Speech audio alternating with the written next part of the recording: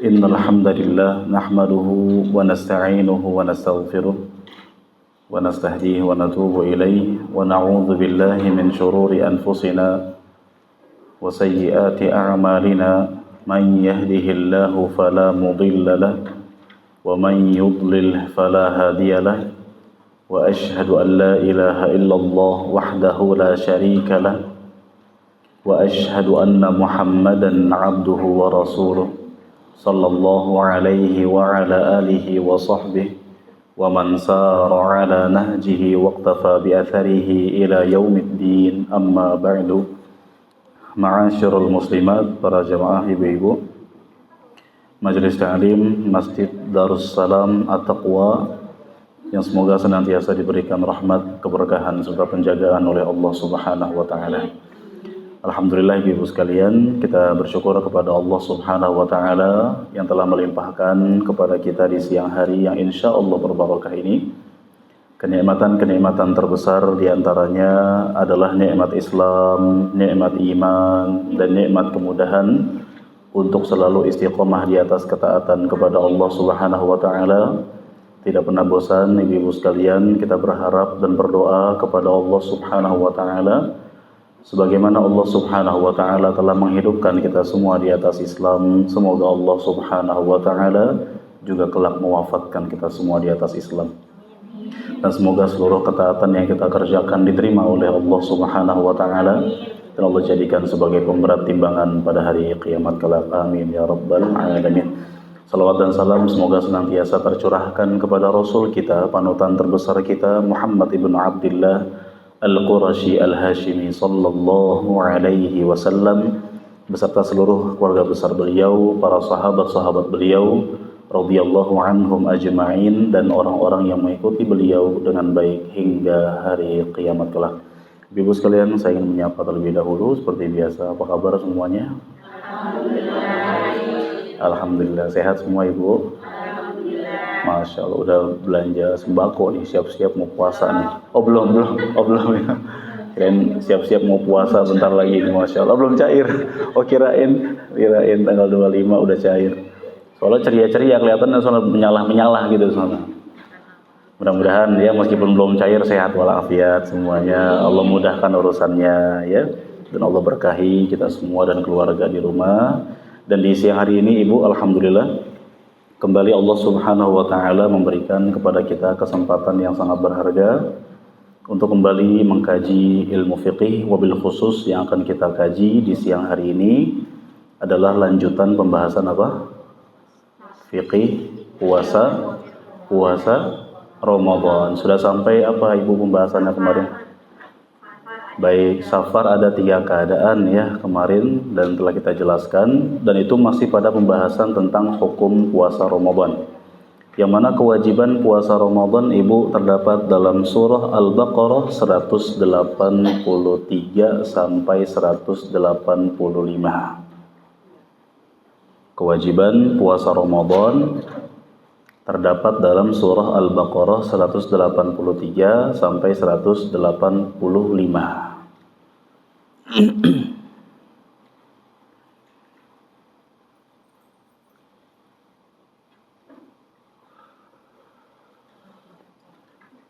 Ya. Di 183-nya tidak asing ibu di telinga-telinga kita. Dan saya yakin ibu-ibu sering dengar ayat ini karena sering dibacakan oleh para penceramah, para khatib-khatib di mimbar-mimbar mereka.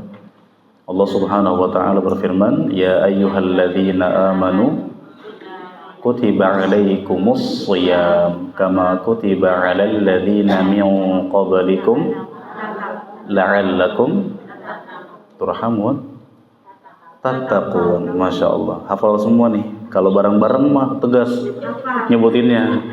Misalkan saya tunjuk, ibu sebutin, langsung tuh hilang semua. Nervous ya.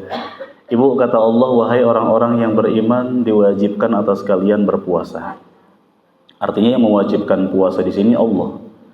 Ya, dan artinya juga menunjukkan bahwa puasa Ramadan bukan adat, bukan kebiasaan muslim tahunan, tidak ibu.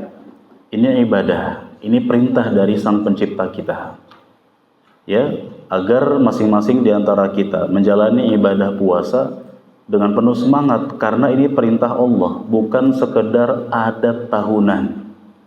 Barang siapa yang menjadikan puasa Ramadan hanya sekedar sebagai adat tahunan, maka lama-kelamaan dia tidak akan segan-segan untuk meninggalkan puasa Ramadan, karena tidak ada antusias dalam dirinya, dari hatinya. Begitu pula banyak orang-orang yang mereka berani meninggalkan puasa Ramadan karena menurut mereka yang puasa silahkan, yang enggak pun silahkan. Bahkan sebagian di antara yang mengaku dirinya sebagai muslim mengharuskan yang puasa menghormati yang tidak puasa. Ini sebuah kebodohan yang nyata. Ya, yang enggak puasa, yang puasa menghormatin yang enggak puasa, ini terbalik. Seharusnya yang nggak puasa menghormati yang sedang berpuasa. Yang tidak puasa di sini maksudnya dari kalangan selain kaum muslimin. Ya seharusnya seluruh kaum muslimin berpuasa. Nah, ibu-ibu sekalian, kata Allah diwajibkan atas kalian berpuasa sebagaimana diwajibkan atas orang-orang sebelum kalian. Yakni kata para ulama ini menunjukkan akan rahmat Allah kepada umat Muhammad SAW. Karena ternyata puasa, ibu, bukan hal baru. Ya, puasa bukan ibadah baru, tapi ibadah yang sudah Allah wajibkan kepada siapa? Kepada umat sebelum umat Muhammad SAW, kepada umat-umat terdahulu. Bahkan dalam beberapa riwayat dinyatakan bahwa puasanya kita itu lebih enak, Bu. Kita mulai puasa dari kapan? Pertemuan kemarin sudah kita jelaskan definisi puasa ya secara istilah. Dari kapan kita puasa? Terbit fajar. Apa arti fajar? Please jangan terjemahin matahari, Bu. Masa puasa dari terbit matahari? Berarti ibu habis subuh masih boleh nyari nasi uduk dulu dong kan gitu. Terbit fajar maksudnya terbit waktu subuh. Sampai kapan kita puasa, Ibu? Sampai maghrib. Azan maghrib, azan paling termerdu sedunia di bulan puasa tuh. Paling dikangenin ya, Bu ya. Maghrib buka, padahal iklan sirup itu. Iklan sirup marjan. Jadi Ibu, puasanya umat Muhammad SAW cuma dari subuh ke maghrib. Adapun puasanya umat terdahulu dalam beberapa riwayat dinyatakan bahwa mereka itu mulai puasa dari tidur malam. Berarti kalau misalkan tidur jam 10, kalau umat Muhammad SAW tidur jam 10, bangun jam 3, boleh makan nggak? Jam 3, Ibu please fokus, Bu, fokus. Kita tidur jam 10 malam, bangun jam 3 sebelum subuh, boleh makan nggak? Boleh. Tadi bilang enggak. Bu, tidur jam 10 malam, bangun jam 3 sore, koma ini namanya. Ya, minum obat bius namanya ini. Ya, kita bangun jam 4 sebelum subuh, masih boleh makan minum. Ada orang jam 4 ketiduran, bangunnya jam 15 menit sebelum subuh, masih boleh makan nggak? Boleh, bahkan 2 menit sebelum subuh, boleh nggak kita makan, Bu? Ibu bikin seblak dulu kalau bisa, Bu, bikin kan? Boleh kalau bisa. Ibu, itu enak kalau umat terdahulu start puasanya sejak tidur malam. Jadi kalau sudah tidur, sudah terhitung puasa. Ini berat sekali. Sedangkan Allah Subhanahu wa Ta'ala mewajibkan kepada kita puasa cuma dari fajar, subuh sampai maghrib. Ini merupakan motivasi bagi kita untuk lebih bersemangat dalam mengerjakan puasa, karena Allah Subhanahu wa Ta'ala telah mudahkan semudah-mudahnya. Baik. Kemudian kata Allah, la'allakum tattaqun, agar kalian bertakwa. Dengan adanya puasa, Ibu, kita akan menjadi pribadi yang bertakwa. Bertakwa dalam artian sederhananya menjadi pribadi yang rajin menjalankan perintah Allah dan meninggalkan larangan-larangannya. Apa hubungan antara puasa dengan ketakwaan? Kata para ulama, orang yang berpuasa itu terdidik untuk meninggalkan yang halal-halal karena Allah. Sekali lagi, hubungan antara puasa dengan ketakwaan. Orang yang berpuasa terdidik untuk meninggalkan yang halal-halal karena Allah.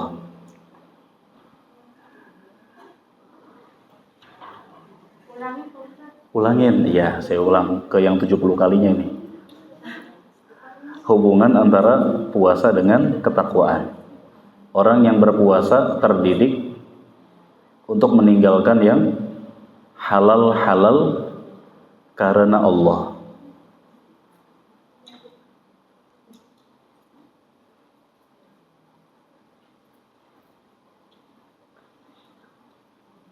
Maka akan lebih mudah meninggalkan yang haram. Maka akan lebih mudah meninggalkan yang haram.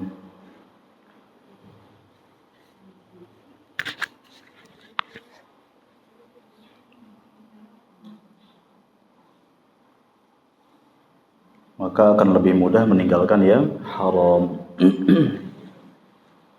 Orang yang puasa itu, Ibu, kita kan dididik, diperintahkan untuk meninggalkan yang halal-halal karena Allah. Makanan kan halal, Bu. Minuman kan halal. Iya. Kemudian pasangan yang halal pun halal. Tapi selama puasa kan nggak boleh. Ya, kita biasa makan minum, sekarang nggak boleh, Bu, setengah hari. Ya, dari subuh sampai maghrib kita nggak boleh makan, nggak boleh minum. Padahal makan dan minum kan halal, Bu, tapi kita diperintahkan untuk meninggalkannya karena Allah. Nah, orang yang terbiasa meninggalkan yang halal, insya Allah akan mudah meninggalkan yang haram. Yang terbiasa meninggalkan yang haram, maka dia akan menjadi pribadi yang bertakwa. Karena sederhananya arti ketakwaan adalah orang yang rajin menjalankan apa? Perintah dan meninggalkan larangan. Ya, dengan puasa, Ibu, kita melatih diri kita menjadi pribadi yang bertakwa dengan cara berusaha meninggalkan yang halal-halal karena Allah agar kita mudah meninggalkan yang haram. Maka cara seseorang untuk belajar berusaha untuk bertaubat yang sebenar-benarnya adalah dia melatih dirinya untuk meninggalkan perkara-perkara yang halal-halal tapi kurang bermanfaat. Jadi orang meninggalkan yang haram itu butuh perjuangan dan kesabaran, Ibu. Maka diantara cara latihannya adalah kita mulai berani meninggalkan yang halal-halal tapi kurang bermanfaat. Contoh misalkan Ibu diundang atau mungkin Ibu tertarik untuk menghadiri suatu acara pertemuan.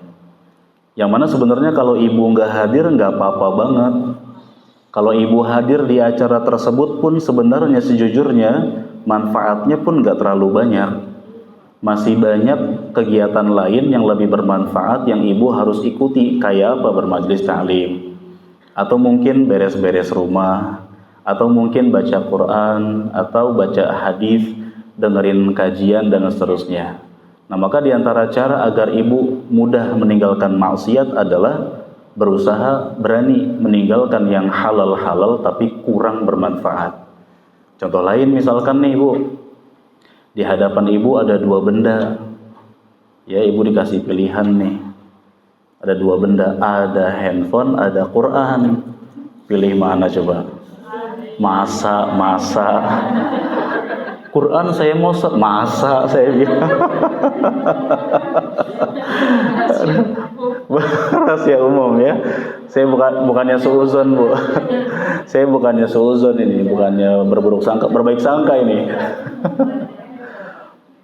Enggak lah Ustaz, saya mah subhanallah pilih Quran dong. Iya, pilih Quran. 2 menit. 2 menit Quran. Baru baca 1 halaman kok nguap-nguap dulu. Wah, nguap-nguap. Kalau buka handphone nonton YouTube 1 jam kok nggak nguap-nguap gitu loh. Ibu, tapi Masya Allah, saya yakin ibu-ibu sih udah terbiasa dengan mushaf ya, Insya Allah. Terbiasa pegang Quran ya, Bu ya, pegang doang. Terbiasa pegang Quran. Nah, Ibu main handphone kadang ada manfaatnya, kadang tidak. Awalnya Ibu mau ngelihat konten-konten masak biar tahu resepnya ya silahkan, boleh, nggak apa-apa. Biar nanti melayani suami lebih maksimal, masakannya enak gitu kan.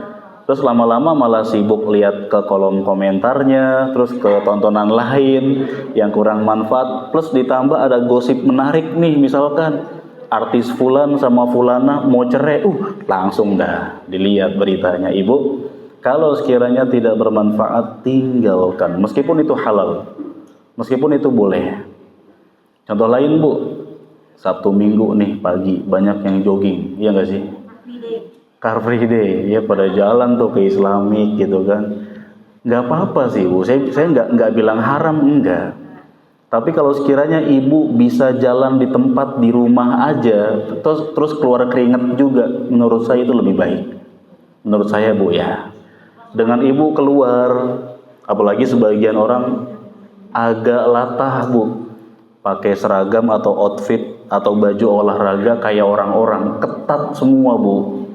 Jilbab mah jilbab, tapi semua pada nongol Bu. Ada yang menonjol tapi bukan tekad kalau kata orang begitu. Bu, membuka aurat itu nggak mesti buka-bukaan, kata para ulama. Termasuk buka aurat adalah pakai baju yang tipis atau yang ketat menceplak lakukan tubuh.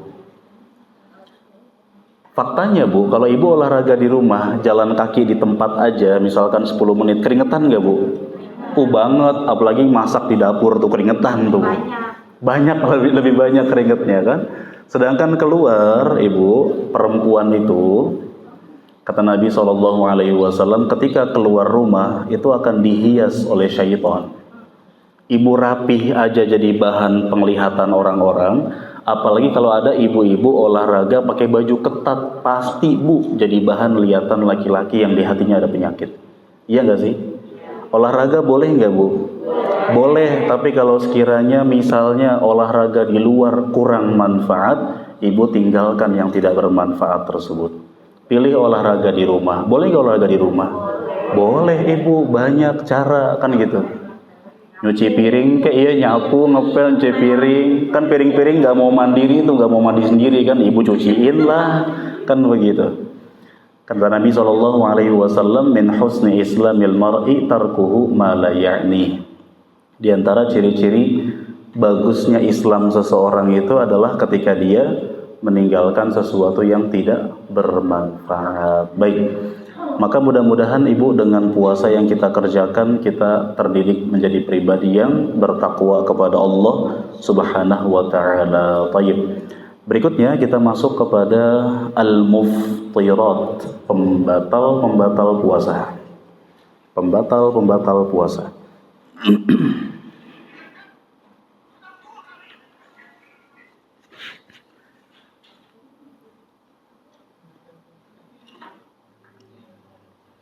Pembatal puasa. Yang pertama, makan dengan sengaja.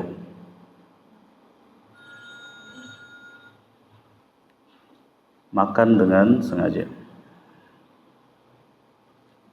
Yang kedua,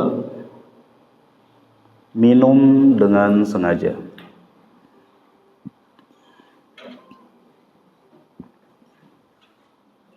Ibu handphone pada bunyi Bu. Alarm apa gimana? Alarm pulang apa gimana? Jam 2 suruh pulang ya. Makan dengan sengaja, minum dengan sengaja. Kata Nabi SAW, man nasiya wa huwa sha'im fa'akala aw syariba falyutimma shaumahu fa innama at'amahu Allahu wa saqahu. Kata Nabi SAW, barang siapa yang lupa ketika berpuasa, kemudian dia makan dan minum, maka hendaknya dia teruskan puasanya, karena dia sedang diberi makan oleh Allah. Rezeki Bu, ya. Ya rezeki, Masya Allah.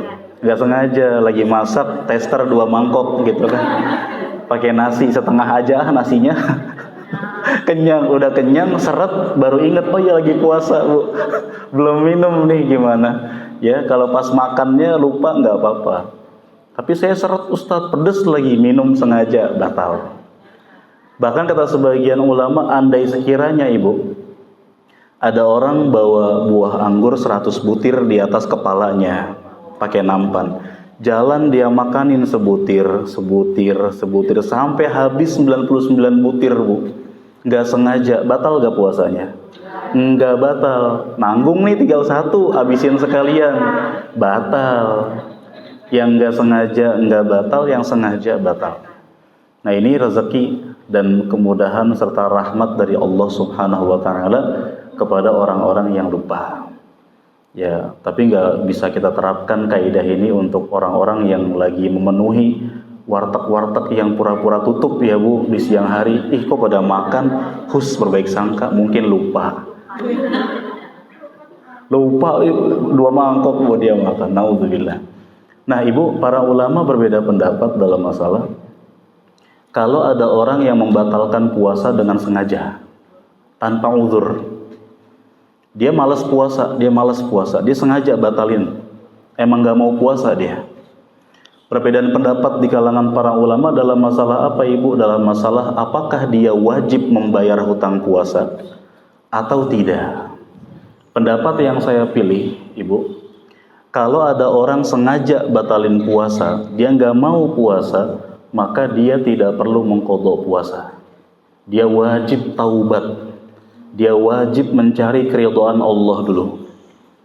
Karena Ibu, kalau sekiranya orang yang sengaja nggak mau puasa, dia boleh mengqadha puasanya. Ibu tahu qadha ya? Apa qadha istilahnya, istilah kita? Bayar puasa pada hari yang lain. Kalau orang yang sengaja meninggalkan puasa, dia boleh mengqadha, nanti dia akan meremehkan. Tahun ini nggak usah puasa kan bisa dibayar di hari-hari yang lain. Dia meremehkan Ibu. Bahkan kata sahabat Abdullah ibnu Mas'ud, dia berpuasa atau mengganti puasa berkali-kali lipat pun percuma, gak akan diterima oleh Allah Subhanahu wa ta'ala karena dia meninggalkannya dengan sengaja. Maka kewajiban dia adalah apa? Bertaubat, cari keridhaan Allah. Ya, kalau dia gak bertaubat sampai matinya Bu, terancam di hari kiamat menjadi orang-orang yang disaksikan oleh Nabi SAW dalam mimpinya, kaum-kaum yang Allah hancurkan mulut mereka sampai mengeluarkan banyak darah. Gara-gara apa? Berani berbuka puasa sebelum waktunya. Naudzubillah. Nah, jadi mungkin sebagian akan mengatakan begini Bu, loh berarti enak dong orang yang gak puasa gak usah mengqadha. Bukan enak Bu, ini siksaan dari Allah di dunia.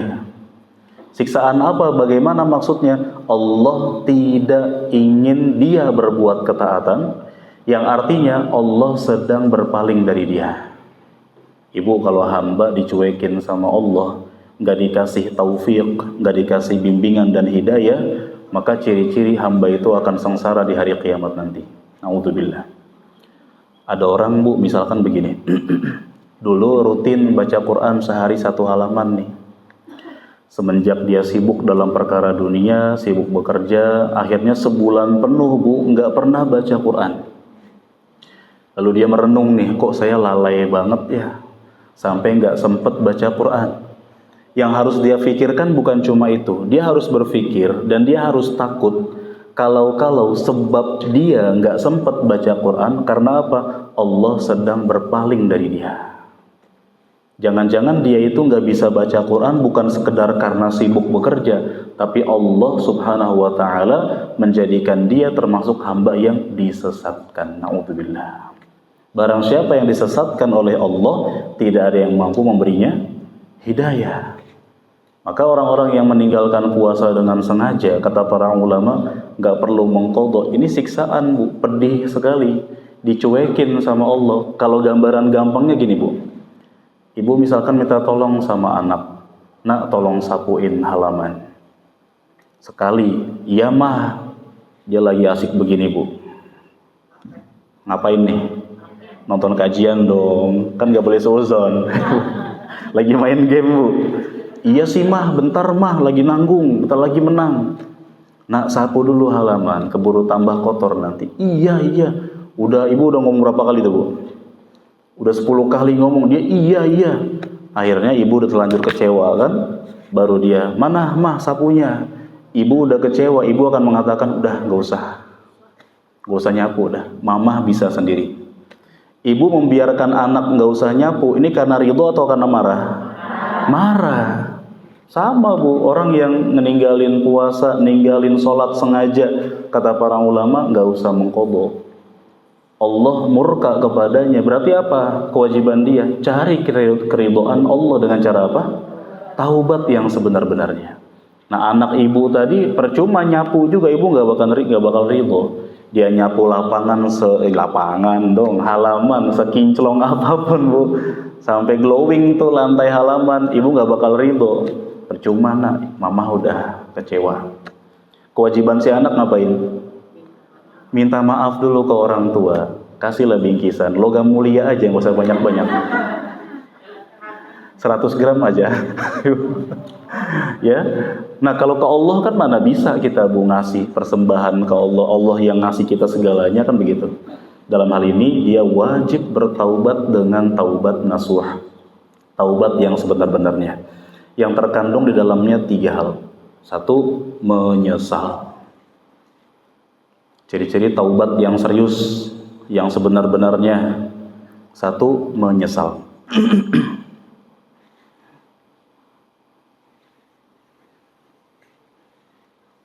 Yang kedua, bertekad untuk tidak mengulangi. Bertekad untuk tidak mengulangi.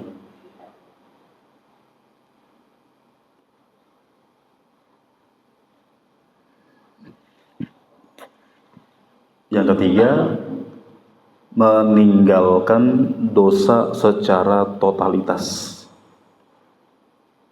Meninggalkan dosa secara totalitas.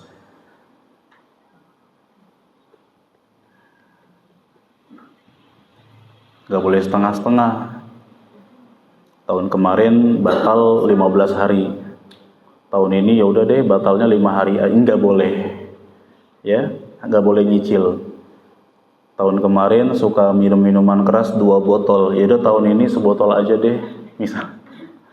Tahun kemarin suka ngomongin orang sehari 3 orang diomongin sama dia, digibahin. Ya udah deh tahun ini saya ngomongin sehari sekali aja misalkan.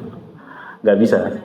Harus meninggalkan dosa secara total, nggak boleh setengah-setengah. Baik. Berikutnya ibu, pembatal puasa yang ketiga. Yang ketiga. Muntah dengan sengaja.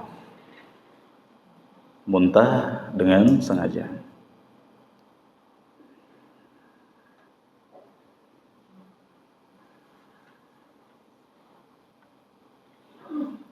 Nabi SAW bersabda, "Man dhara'ahul qai'u falaysa 'alaihi qada'un wa man istaqa'a 'amdan falyaqdi." Barang siapa yang muntah tidak sengaja, maka tidak wajib mengqadha. Barang siapa yang muntah tidak sengaja, maka tidak wajib mengqadha. Dan barang siapa yang muntah sengaja, maka wajib mengqadha. Barang siapa yang muntah dengan sengaja, maka wajib mengqadha. Muntah nggak sengaja seperti apa ibu? Misalkan orang mabuk kendaraan, ya. Misalkan dia ke mana naik bis berapa kali gitu kan, mabuk bu, akhirnya muntah lah dia. Ini mabuk yang halal ya, mabuk kendaraan. Ya, dia terusin puasanya. Resikonya orang muntah itu kan ada yang keluar, ada yang masuk kan begitu. Ada yang tertelan lagi, nggak apa-apa, puasanya nggak batal kata Nabi.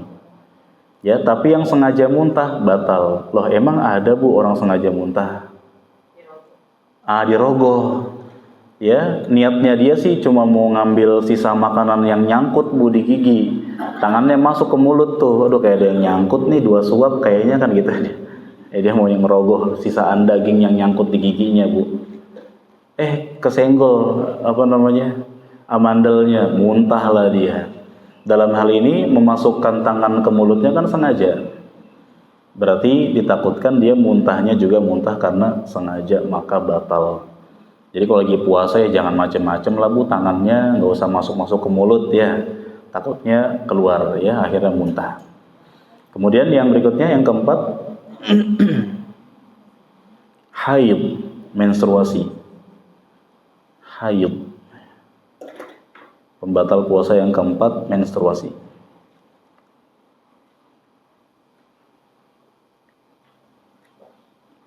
Meskipun menstruasinya terjadi 2 menit sebelum azan maghrib. Ya, pernah saya jelaskan Bu ya, nggak boleh bohong seorang perempuan. 2 menit sebelum azan maghrib, kayak ada air-air yang keluar nih. Ceknya ntar aja deh, habis buka nggak boleh Ibu ya.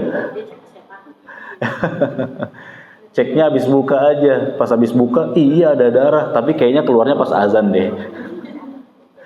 Ibu, kalau sudah merasa ada darah yang keluar, cek segera, oh ternyata darah menstruasi. Konsekuensinya, puasanya gimana?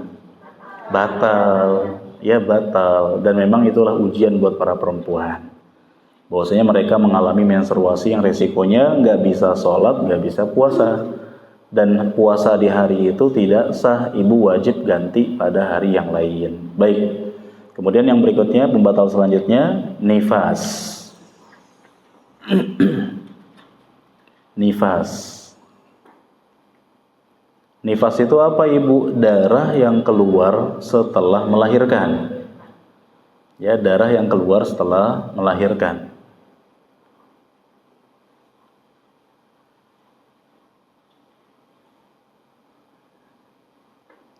Atau sebelum melahirkan ketika terjadi bukaan.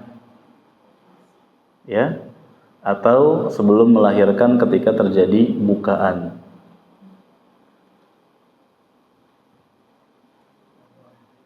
Memang nanti bukaan keberapanya kita merujuk ke ilmu kedokteran ya Bu ya.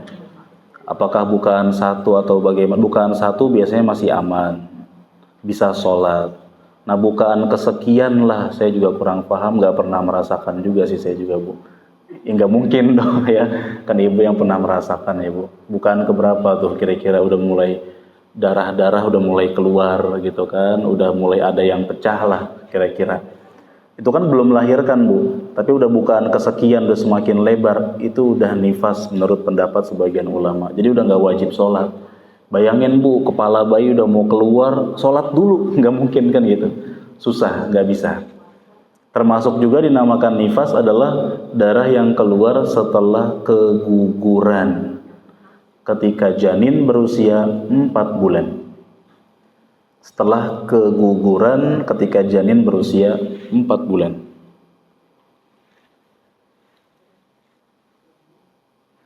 Setelah keguguran ketika janin berusia 4 bulan.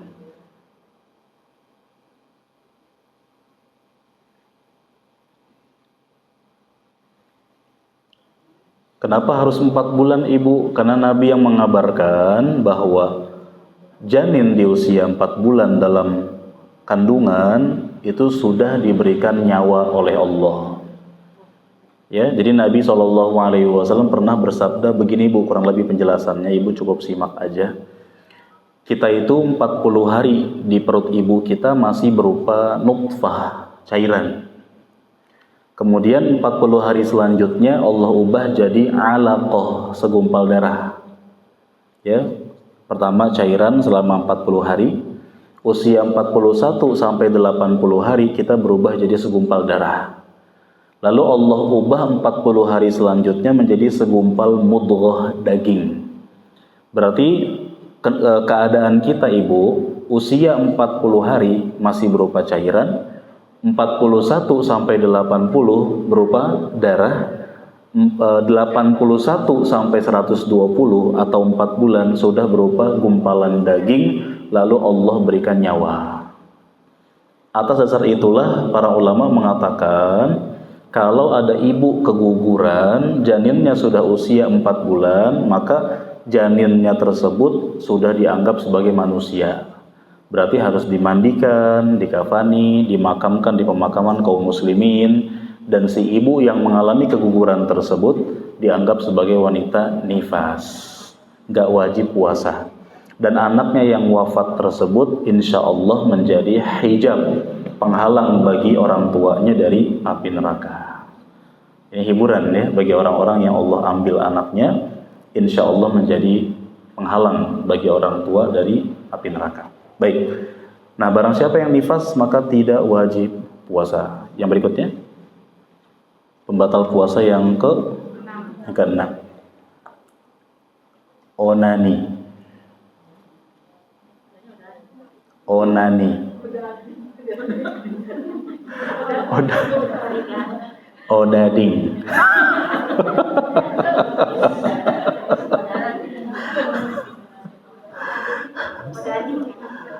Buku odading, Bu.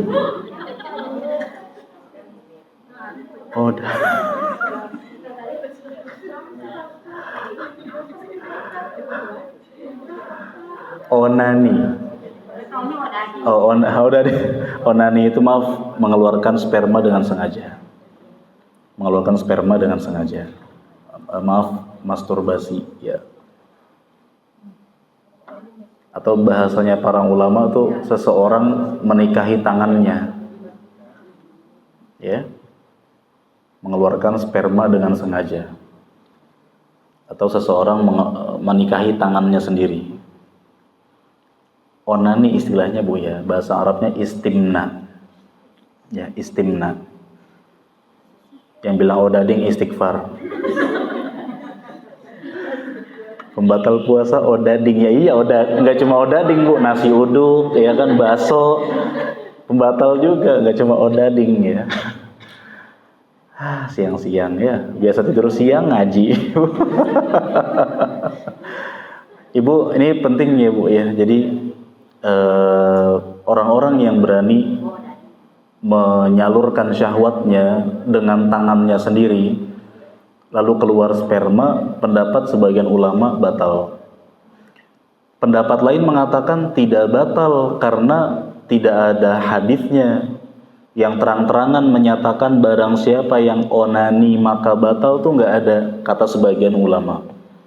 Namun Ibu, kata Allah Subhanahu wa ta'ala dalam hadis qudsi, orang yang berpuasa itu taraka ta'amahu wa syarabahu wa syahwatahu min ajli. Orang yang berpuasa itu orang yang meninggalkan makanan, minuman, dan hawa nafsunya karena aku, kata Allah. Berarti kalau kita lagi puasa, Ibu, yang kita tinggalkan bukan cuma makanan dan minuman, tapi apa? Hawa nafsu. Ya, meskipun kata sebagian ulama ada orang yang kalau di bulan puasa, ketika lagi puasa, syahwatnya malah tambah tinggi. Makanya diusahakan agar orang-orang yang syahwatnya tinggi tersebut mengurangi selama sahur makan makanan yang dapat memancing syahwatnya. Misalnya apa, Bu? Apa? Ya gitulah pokoknya yang dapat memancing syahwatnya. Makanya yang adem-adem aja, apa misal Bu yang adem-adem, Bu? Ya gitulah pokoknya, sayur kayak apa kayak sayur asem ya. Apa aja lah, yang penting yang kira-kira menyebabkan dia nggak terlalu parah sindrom panasnya ketika lagi puasa. Baik.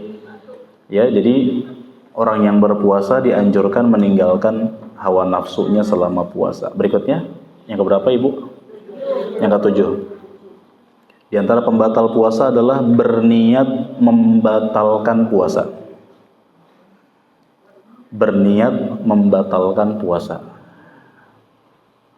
Baru niat aja udah batal tuh.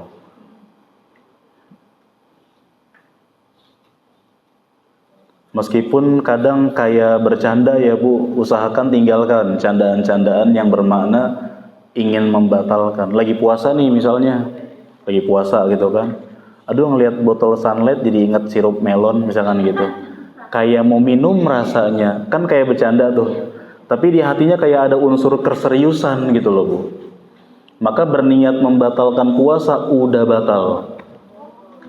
Ya. Ada orang begini, Bu, misalnya, Bu.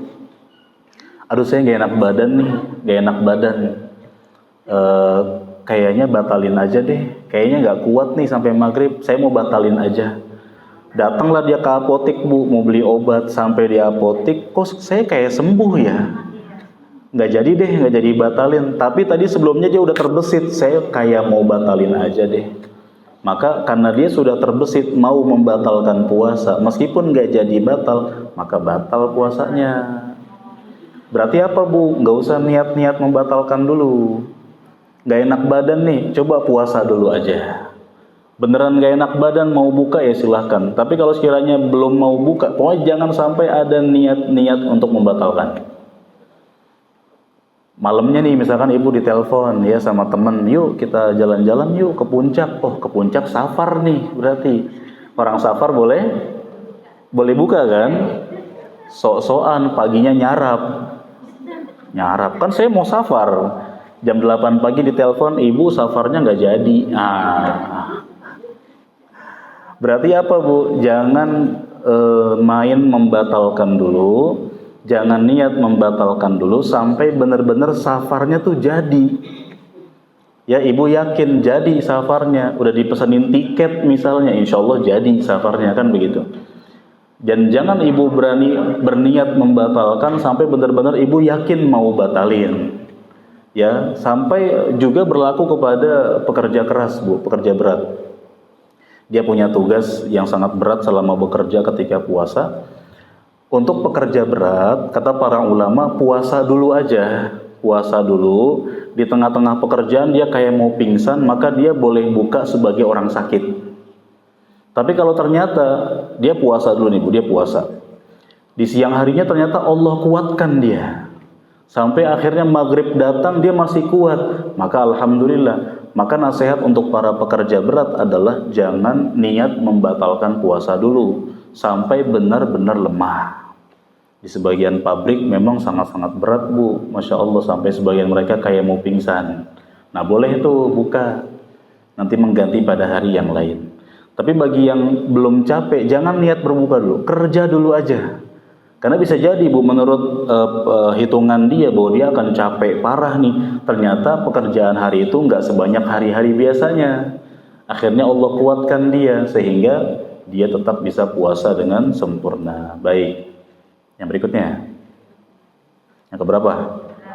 Yang ke-8. Murtad dan syirik besar. Murtad dan syirik besar.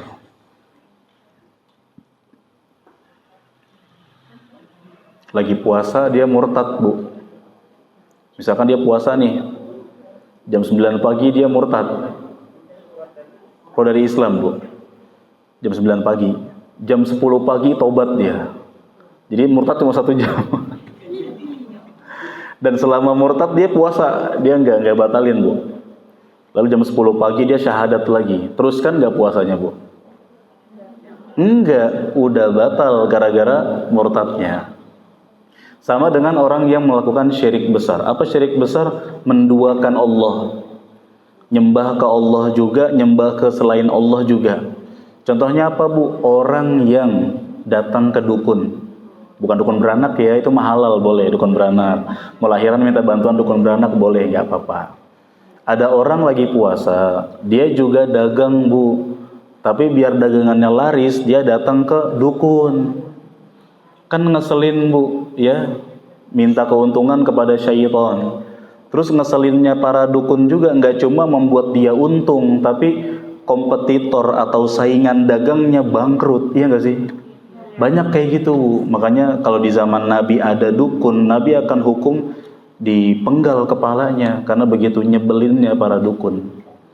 Ya, nah orang lagi puasa dia datang ke dukun Bu, penglarisnya minta ke dukun, dia telah melakukan syirik besar, puasanya batal.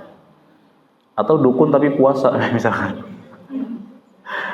Ada puasa mutih, maka nggak sah puasanya. La in asyrakta la yahbatanna 'amaluk. Kalau kamu berbuat syirik kata Allah, amalanmu akan terhapus. Ya, baik. Yang ke-9 terakhir, pembatal puasa yang terakhir, jima'. Bukan jimat. Bukan jimat. Kan tadi ordading, tadi sekarang jima jadi jimat. Nggak apa-apa dimaafin dulu. Biasa cowok yang minta maaf, saya minta maaf Bu ya. Jima, bersetubuh, maaf ya. Hubungan suami istri. Itu bahasa Arabnya jima'. Bahasa sopannya jima' ya. Bahasa IPA-nya berkembang biak lah Bu. Ibu, ada suami istri siang hari bulan Ramadan, mereka berhubungan suami istri, maka batal puasanya. Puasanya batal dan si suami wajib membayar kafarat, penebus dosa. Apa penebus dosanya, Ibu? Telah datang salah seorang laki-laki kepada Nabi SAW seraya mengucapkan, wahai Rasulullah, saya celaka. Kata Nabi, kenapa kamu celaka? Kata dia, aku menggauli istriku sedangkan aku lagi puasa. Maka Nabi SAW memerintahkan kepadanya untuk bayar kafarat penebus dosa. Pilihannya 3 pilihan kafarat atau penebus dosa jima.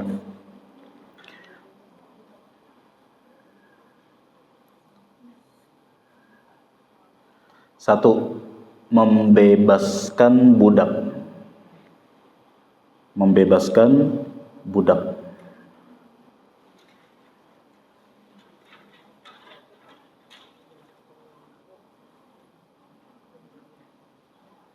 Yang kedua,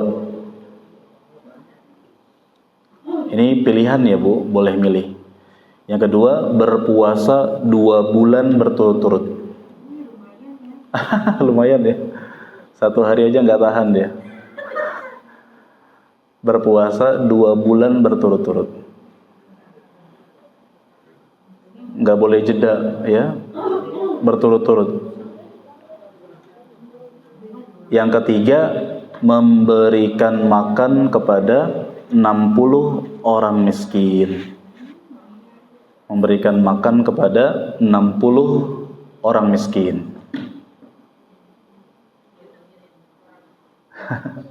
Atau boleh juga nggak mesti ke 60 Bu, boleh ke 1 orang miskin tapi 60 porsi.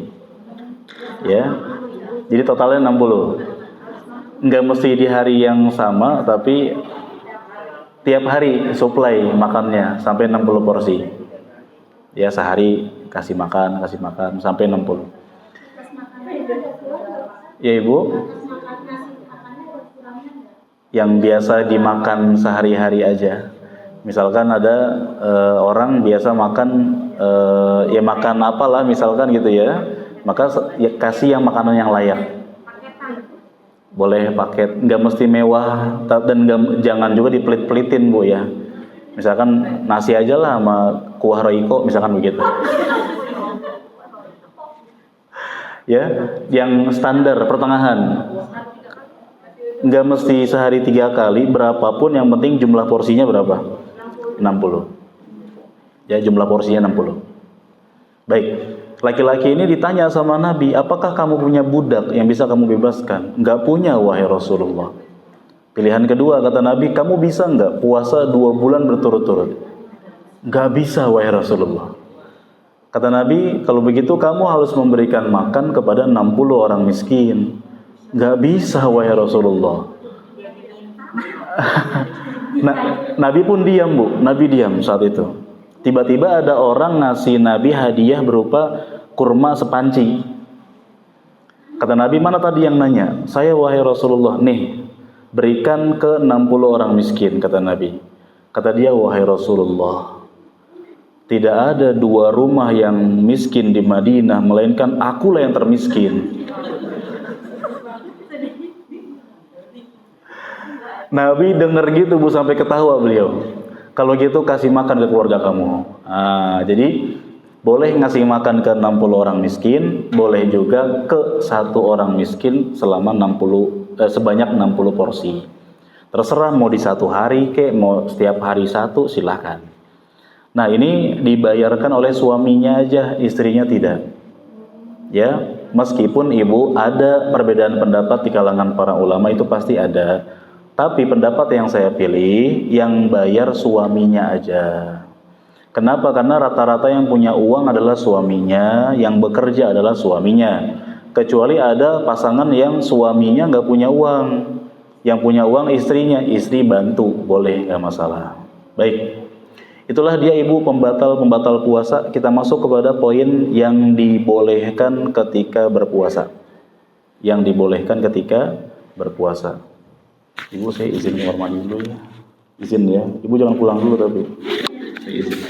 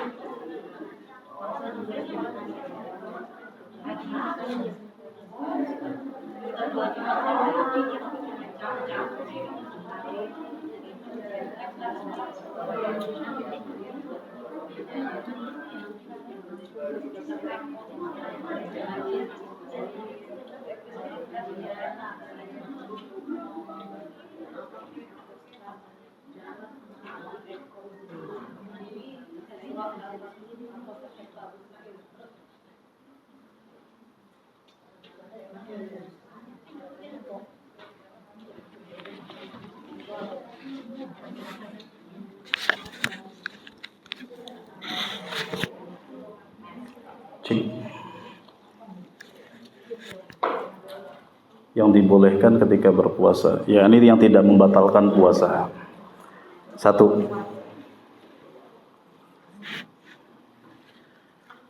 Masuk pagi hari dalam keadaan junub. Masuk pagi hari dalam keadaan junub. Buka dulu permennya, boleh, nggak apa-apa. Nggak apa-apa ya. Santai ya, serius tapi santai. Masuk pagi hari dalam keadaan junub.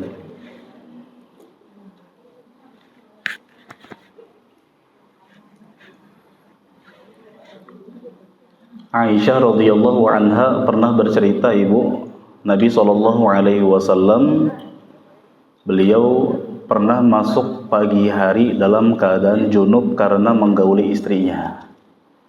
Jadi beliau mencampuri istrinya di waktu sahur. Kemudian datang waktu azan subuh dalam keadaan beliau belum mandi wajib. Berarti kan kalau sudah azan subuh sudah mulai puasa kan? Nah, beliau masih junub, baru kemudian beliau mandi, kemudian sholat subuh bersama para sahabat. Berarti boleh ibu, seorang yang lagi puasa, misalkan dia tidur siang lalu mimpi basah. Ya, dia junub kan berarti, maka dalam hal ini puasanya nggak batal. Termasuk juga boleh seseorang yang berhubungan suami istri di waktu sahur, mandinya ditunda pas mau sholat subuh. Boleh. Jadi diutamakan sih kalau kita terjadi hadas untuk menghilangkan status hadas dengan berwudu atau mandi. Dan boleh juga menunda. Misalkan ada seorang perempuan yang dia dicampuri oleh suaminya di waktu misalkan jam setengah 4 lah. Setelah itu dia masak, menyiapkan sahur dulu, nggak langsung mandi, boleh, nggak masalah. Baik. Yang lain memanfaatkan waktu untuk tahajud dan baca Quran, dia memanfaatkan malamnya untuk, ya nggak apa-apa, nggak masalah.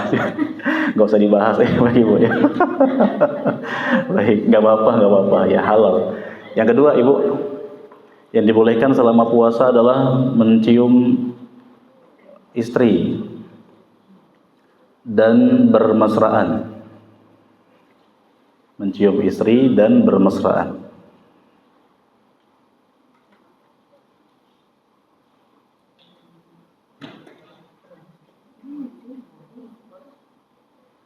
Selama tidak keluar sperma. Selama tidak keluar sperma.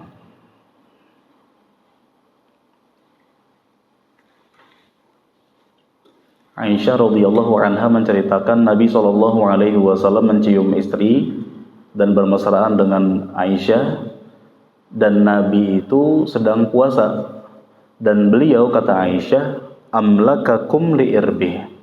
Nabi itu orang yang paling bisa menjaga syahwatnya. Berarti kalau ada suami istri bermesraan selama puasa, meskipun sampai keluar madhi, apa madhi Bu? Pernah kita bahas ya, air yang keluar ketika syahwat memuncak, sampai basah. Boleh, puasanya nggak batal, tapi kata Aisyah, Nabi itu orang yang paling bisa menjaga syahwatnya. Berarti kalau ada pasangan yang bermesraan selama siang hari bulan puasa, takut kebablasan, mendingan nggak usah bermesraan, sibukin baca Quran. Ngapain lagian? Kayak nggak ada waktu malam aja, kan begitu? Iya. Kadang suami yang mancing, kadang istri yang mancing, itu sama aja dua-duanya lah. Ya. Nah makanya usahakan selama puasa sibukkan diri dengan ketaatan. Ya, sibukkan untuk menghatamkan Quran, ya, dengerin kajian. Kalau sudah capek mending tidur. Ya, jangan melakukan perbuatan-perbuatan yang dapat memancing syahwatnya. Karena beberapa kejadian Ibu ya di tahun-tahun sebelumnya banyak juga pertanyaan yang masuk ke saya. Beberapa, enggak satu, enggak dua, banyak. Ya Ustadz, saya terlanjur akhirnya ya. Saya menggauli istri di siang hari bulan Ramadan, saya harus berbuat apa? Jadi saya kira ini cuma sekedar cerita, faktanya di dunia nyatanya ada, di zaman kita ada orang-orang yang kebablasan. Ya kebablasan kan awalnya apa ya, nempel-nempel dulu, bermesraan dulu. Yang lain pada hatam Qurannya, dia nggak hatam-hatam akhirnya. Baik ya. Tapi sekedar mencium saja boleh, bermesraan saja boleh, nggak masalah. Berikutnya Ibu yang ketiga, mandi dan mengguyur kepala dengan air. Keramas ya. Mandi dan mengguyur kepala dengan air. Jadi enggak makruh Bu, mau mandi lagi silakan. Guyuran lagi boleh, silakan. Berendam boleh Bu, tapi kalau berenang nggak disarankan ya. Karena sejago-jagonya atlet renang itu kan keminum juga airnya kan. Berenangnya di kolam susu ya. 2 gelas habis kan gitu. Berendam aja boleh untuk mendinginkan badan. Nabi SAW di sebuah tempat namanya Al-Araj, beliau guyuran Bu, mengguyur kepala beliau karena saking panas dan kehausan. Karena di Arab itu kan bulan puasanya musim panas, bisa 40 derajat Celcius Bu. Di Indonesia musim kemarau masih sepoi-sepoi kan. Udah gitu bisa ngadem ke masjid, ada AC kan, di kamar juga jangan tanya, ada AC juga kan begitu. Zaman Nabi kan nggak ada. Beliau kepanasan, kehausan, sampai harus guyur kepala dengan air. Berikutnya, al-madmadah wal istinsyaq min ghairi mubalaghah, berkumur-kumur dan beristinsyak. Berkumur-kumur dan beristinsyak. Beristinsyak apa artinya Ibu? Memasukkan air ke dalam hidung. Memasukkan air ke dalam hidung.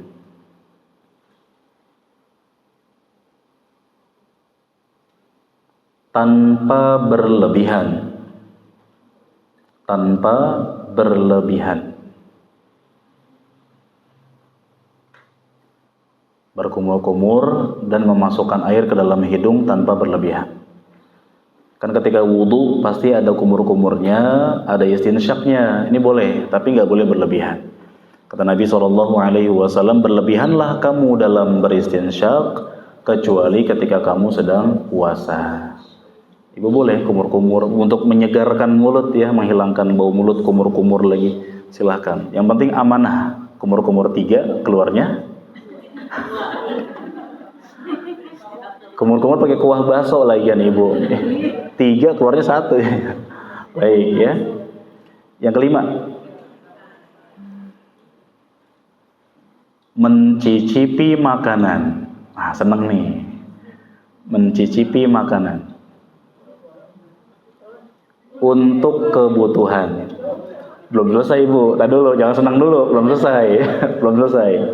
Mencicipi makanan untuk kebutuhan selama tidak tertelan. Nah itu, selama tidak tertelan. Udah seneng aja dengernya. Ya, boleh nyicip-nyicip. Boleh bu, ibu lagi masak, cicipin biar tahu rasanya enak atau tidak. Tapi cicipin kemudian apa? Lepehin lagi bu. Bukan tester semangkuk kecil. Enggak ya. Bahkan kata para ulama, ibu, boleh seorang ibu mengunyahkan makanan buat anaknya. Ya mungkin kan ada ya beberapa ibu yang ngunyahin makanan buat anak, dikunyahin terus disuapin ke anak. Tapi amanah ya, amanah, jangan ngasih ke anak setengah doang gitu ya. Boleh. Untuk kebutuhan bu, berarti kalau nggak ada kebutuhan nggak boleh. Ya nggak ada hajat. Kayaknya enak nih kue nih, coba nyicip kan kata Ustadz, boleh untuk kebutuhan. Kalau nggak ada kebutuhan jangan main-main dengan rasa. Aduh maksudnya gimana ya? Jangan main-main dengan makanan, takut tertelan nanti batal kalau tertelan. Baik. Berikutnya yang keenam. Bekam. Bukan Beckham ya, pemain bola itu mah. Bekam. Bukan bekap ya, bekap jangan, beda arti kalau bekap bu ya. Bekam dan donor darah. Bekam dan donor darah selama tidak menyebabkan lemas. Selama tidak menyebabkan lemas.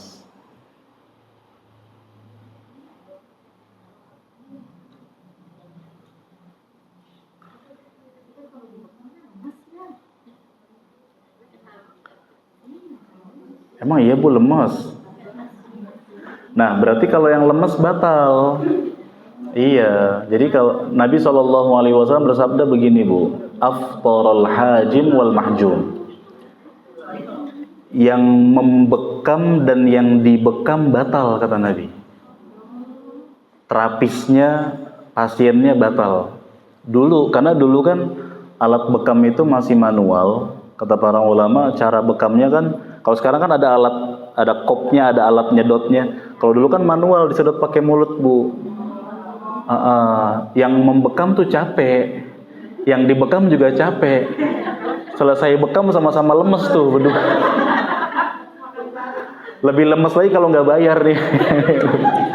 Makasih doang, makasih ya, harga temen lah ibu ya. Ibu ya.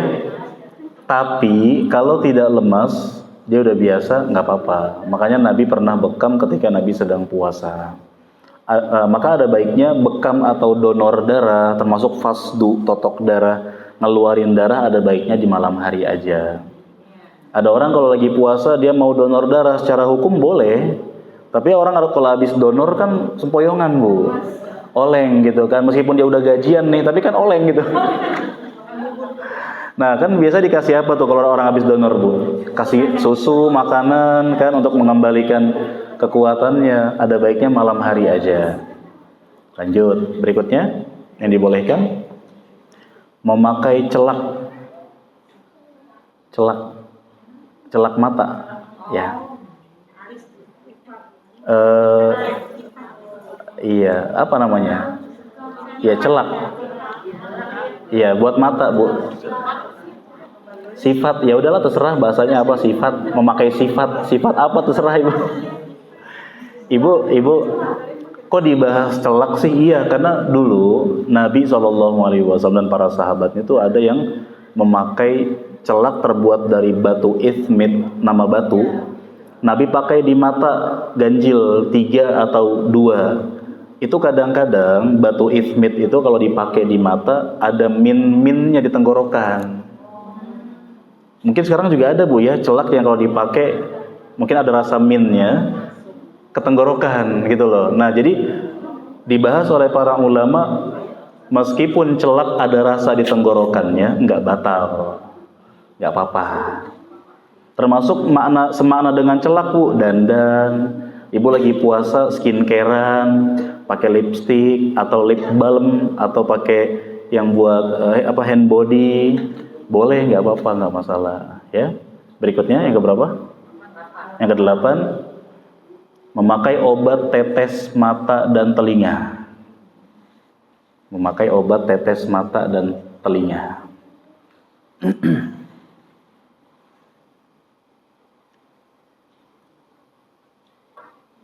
Meskipun kata sebagian ulama, sebagian obat tetes mata kan ada rasa minnya juga, nyambung ke tenggorokan. Dari mata turun ke tenggorokan. Yang penting jangan dari mata turun ke Ibu tahu aja. Ya, nggak apa-apa Bu, obat tetes mata, telinga nggak apa-apa. Kalau ya Ibu, nah setelah ini suntik ya. Yang ke berapa berarti? 6, 7, 8, 9. Yang ke-9, suntik yang bukan bermakna makan dan minum. Suntik yang bukan bermakna makan dan minum.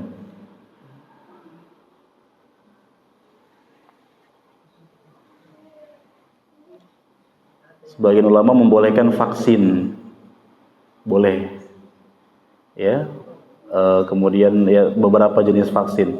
Adapun suntik yang bermakna makan dan minum maka batal Bu, kayak infus. Terus suntik vitamin C misalkan, atau antibiotik, atau apapun yang obat ya yang bermakna makan dan minum. Adapun suntik yang bukan bermakna makan dan minum maka boleh. Seperti juga suntik yang disuntikkan ke lewat dubur atau anus. Ya, baik itu untuk penyakit ambeien atau wasir, pencahar dan seterusnya, ini juga nggak masalah. Ya, baik. Termasuk ya apapun, tapi kita tetap merujuk ke kedokteran Bu ya, maksudnya kita tanya ke dokter, ini suntikan ini bermakna makan dan minum atau tidak, karena tidak ada pertentangan antara ilmu syariat dengan ilmu dunia sebenarnya. Baik, berikutnya apa Ibu? Ke-10 ya, mencium aroma minyak wangi. Yang boleh. Iya ya, lupa. Iya. Tetap saya minta maaf, asalkan jangan diseduh. Belum minum, ya minum dulu. Mencium aroma minyak wangi, aroma masakan, fresh care, minyak kayu putih, boleh. Termasuk inhaler ya, yang obat asma boleh. Ya, yang disemprot itu boleh. Adapun rokok dan vape ya, rokok elektrik itu masuk ke lambung, batal. Rokok dan vape batal. Ya, terlepas dari hukum keharamannya, rokok itu masuk ke lambung Bu, asapnya. Makanya Ibu, para ulama mengatakan iya benar Bu, benar. Bu, para ulama mengatakan dalil haramnya rokok itu sama dengan dalil haramnya minuman keras. Karena minuman keras itu memabukkan Bu. Kata Nabi SAW, setiap yang memabukkan kalau banyak, maka yang sedikitnya sudah haram. Nah, asap rokok itu bagi para pemula itu buat sempoyongan, bikin sempoyongan. Kalau orang yang udah jago pasti mengatakan, enggak, saya nggak pernah sempoyongan, biasa aja, malah kuat sebungkus 2 bungkus sehari. Iya, karena udah biasa. Tapi awal-awal pasti sempoyongan. Ya, ditambah sebagian masyarakat, Bu, punya pemahaman kalau lagi puasa yang penting ngerokok doang, ini mah cuma makruh, puasanya nggak batal. Kok bisa cuma makruh, Bu, katanya? Ya padahal apa arti makruh, Ibu? Dibenci. Dibenci oleh siapa? Allah dan Rasulnya. Nah, oleh karena itu para ulama mengatakan rokok membatalkan puasa. Meskipun si perokok ini belum makan apa-apa, belum minum apa-apa, cuma ngerokok doang selama puasa, batal. Wallahu a'lam. Baik, berikutnya.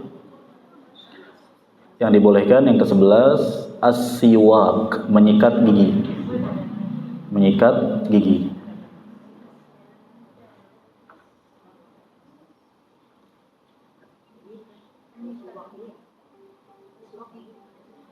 Menyikat gigi. Meskipun dengan ma'jun atau pasta gigi boleh, Ibu. Gak apa-apa. Yang penting jangan tertelan apanya, sikat giginya. Ya. Gak apa-apa, Bu, boleh menghilangkan bau mulut, boleh, gak masalah. Sebagian ulama ada yang menganjurkan kalau bisa, kalau sudah asar enggak sikat gigi. Biar kita tuh buka puasa dalam kondisi mulut kita tuh bau. Karena kan bau mulutnya orang berpuasa di hari kiamat nanti lebih wangi di sisi Allah daripada al-misk, minyak kasturi surga. Ingat, Bu, lebih wangi di sisi Allah di hari kiamat. Di dunia tetap bau. Iya, jadi kalau Ibu mau ketemu sama orang, ngobrol, sikat gigi, boleh, nggak apa-apa. Apa, Ibu? Kadang ada berdarah, tugas kita sih kita lepehin aja. Nanti kalau ada sisa-sisa rasa darah yang bercampur dengan liur, ini masuk ke poin selanjutnya. Ya, poin berikutnya apa? Menelan ludah. Menelan ludah.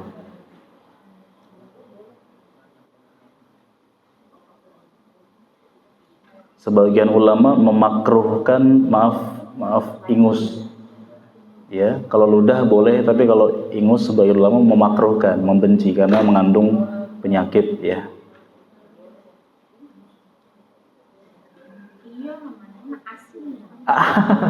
Disebutin. Baik, yang berikutnya, menelan sesuatu yang tidak bisa dihindari. Menelan sesuatu yang tidak bisa dihindari.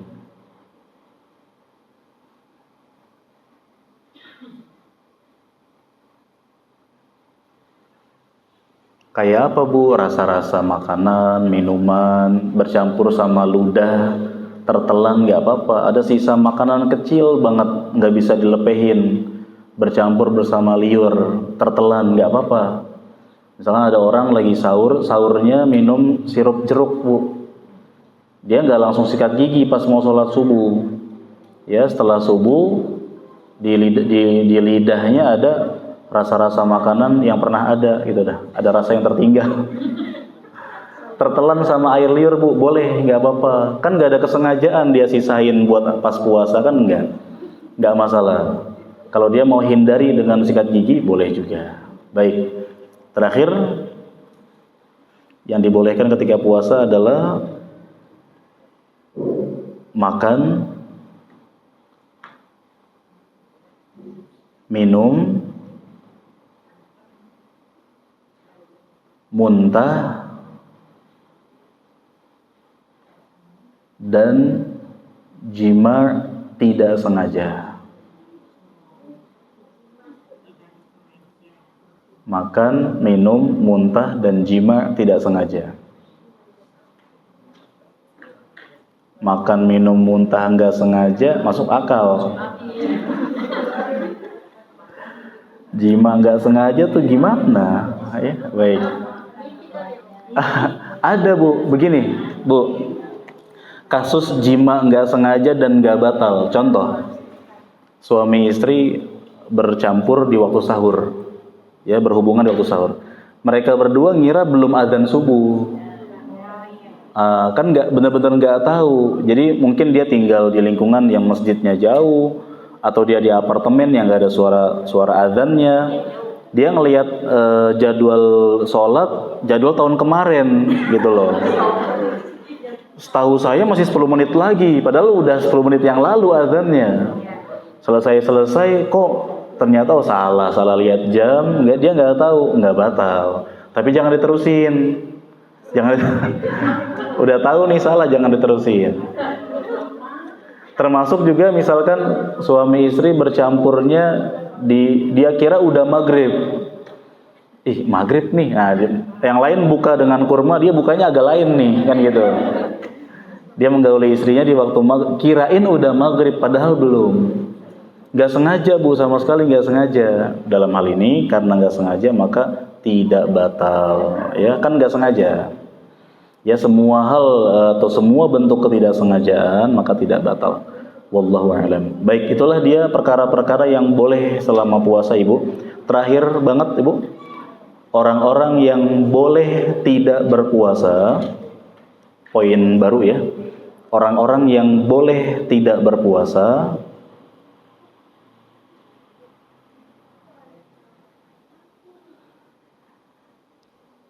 dan wajib membayar fidyah. Dan wajib membayar fidyah. Fidyah itu memberikan makan kepada orang miskin satu hari satu porsi. Ya. Jadi ada orang-orang yang gak wajib puasa Bu, tapi wajib bayar fidyah aja. Siapa? Satu, orang yang sudah tua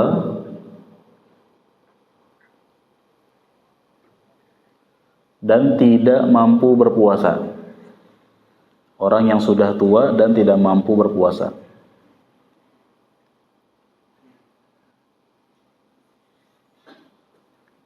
Yang kedua, orang sakit yang tidak mungkin sembuh.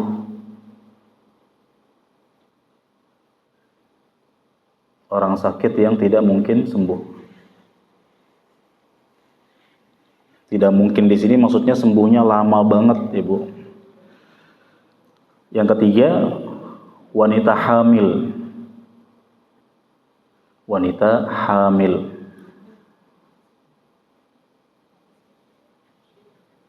Dan yang keempat, wanita menyusui. Wanita menyusui.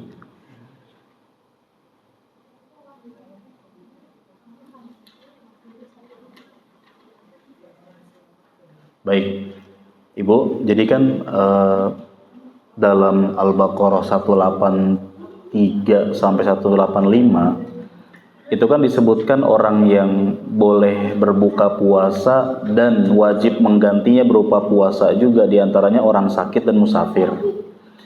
Nah, lalu ada kalimat di Al-Baqarah 184-nya Ibu, wa 'alal ladzina yutiqunahu, dan orang-orang yang tidak mampu puasa mereka cukup bayar fidyah. Allah melafadzkan orang-orang yang tidak mampu puasa.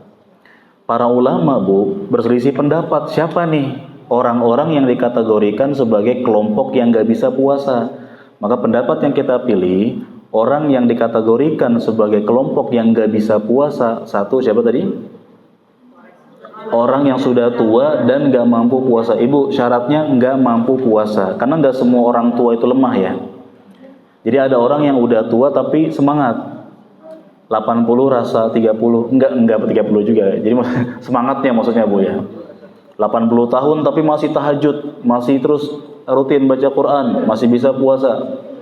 Sebaliknya Bu, ada yang usianya baru 50 tapi udah sakit-sakitan, udah lemah organnya, udah nggak bisa puasa lah. Berarti tolak ukur tua di sini nggak ada umur khusus, kembali ke individu masing-masing. Anas bin Malik usianya 90 lebih, udah nggak bisa puasa, udah lemah Bu. Di bulan Ramadan beliau masak-masak lalu ngundang 30 orang miskin makan-makan. Jadi orang yang udah tua dan nggak bisa puasa, boleh nggak usah puasa, bayar fidyah aja ya. Yang kedua siapa? Orang sakit yang nggak mungkin sembuh, yang sembuhnya lama sekali karena kronis parah penyakitnya Bu.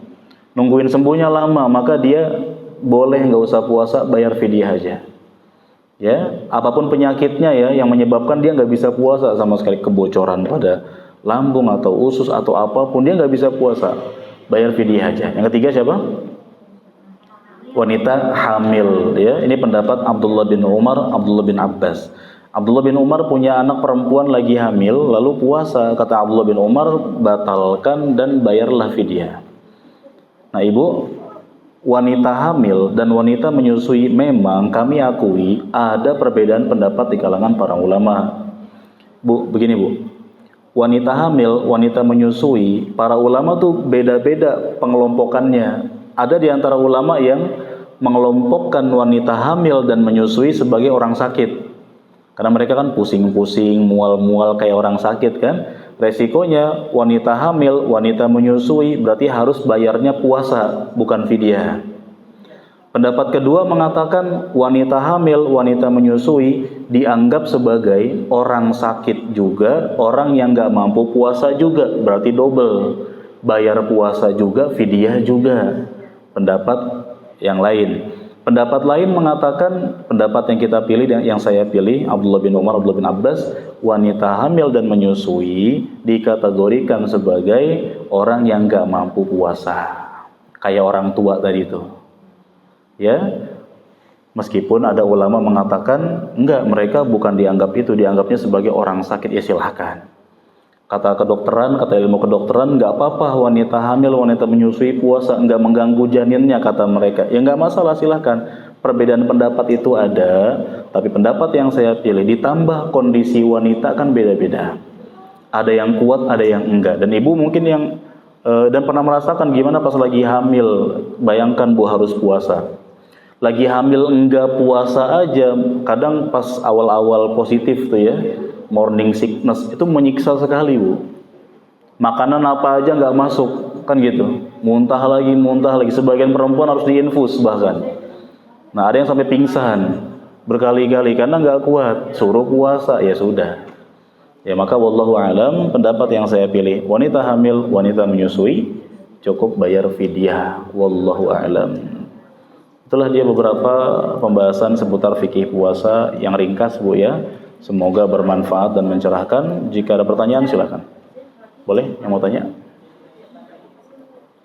Boleh, silakan ibu. Kalau apa? Dikerok. Baik, boleh ya, nggak apa-apa. Tapi ditakutkan mirip seperti bekam menyebabkan lemas atau tidak. Kalau menyebabkan lemas setelah itu ada baiknya dihindari. Oh malah sehat ya. Takutnya habis dikerok minumnya teh hangat gitu. Orang Indonesia kan obat utamanya teh manis hangat ya. Nggak apa-apa, kalau nggak lemas nggak apa-apa, nggak masalah. Wallahu a'lam. Yang lain? Ada lagi bu? Silakan. Asam lambung.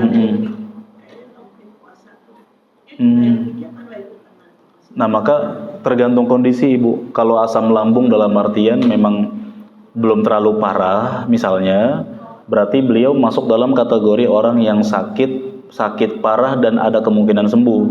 Berarti lebih utama buka, kemudian minum obat, lalu besoknya puasa. Tapi kalau sudah parah, asam lambungnya udah kronis, udah parah lah, dalam artian dokter juga mengatakan sembuhnya lama, dia nggak bisa puasa, maka fidyah.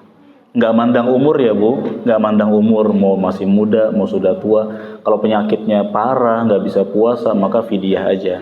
Tapi kalau orang tersebut asam lambungnya naik, kadang-kadang, kadang kambuh, kadang tidak, berarti ini orang sakit yang ada kemungkinan sembuh. Berarti kalau mau buka, resikonya punya hutang puasa, diganti pada hari yang lain. Jelas ibu? Baik, yang lain? Ada lagi? Nggak ada yang nanya karena paham ya, insya Allah ya. Baik, kita ketemu lagi di bulan Ramadan insyaallah ibu, dalam keadaan sehat walafiat insyaallah. Allah mudahkan untuk mengerjakan banyak ketaatan dan Allah jadikan kita sebagai hamba yang diampuni oleh Allah Subhanahu wa taala dan diterima amal solehnya. Sekian dari kami, semoga bermanfaat dan mencerahkan. Barakallahu fikum wa sallallahu wasallam ala nabiyyina Muhammad wa akhiru da'wana alhamdulillahi rabbil alamin. Subhanakallahumma bihamdika asyhadu an la ilaha illa anta astaghfiruka wa atubu ilaik. Wassalamu alaikum warahmatullahi wabarakatuh.